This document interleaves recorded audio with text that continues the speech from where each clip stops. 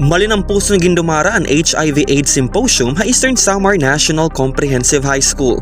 Kanina ininaaga Desyembre 4, 2025 sa ES&CHS Gymnasium hapag obserbar ang HIV/AIDS Awareness Month, kundiin por lo menos 300 nga senior high school students ang tinambong.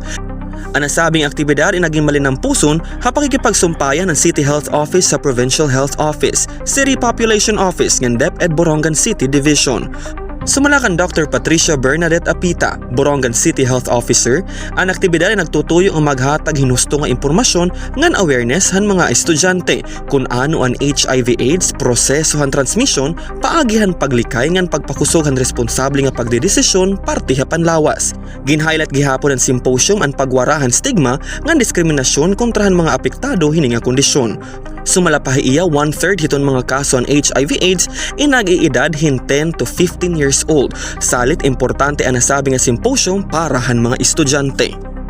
We are here, mga taga City Health Office, in coordination with other agencies, the Provincial Health Office, and the DOH, and the DepEd, of course, and celebration with the World AIDS Day, no, which is in December 1.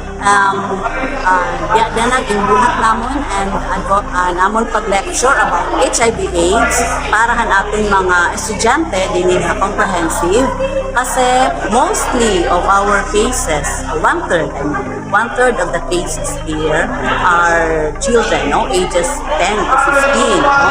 And knowing itatong mga seniors, mga estudyante, they have to know the preventive aspects para naman mapugnan ini nga pagdamo with HIV dinhi sa ating lugar, no?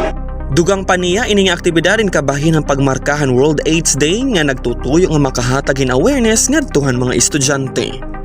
Kanina, may data mga resource speakers, tikang PHO, nandun sa City Health Office, nagtutuhira mga estudyante, what is HIV/AIDS and how to prevent it, no?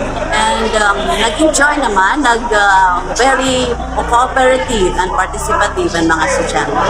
And we are thankful and din nga ating comprehend ang mga lessons na we were allowed to conduct this kind of activity.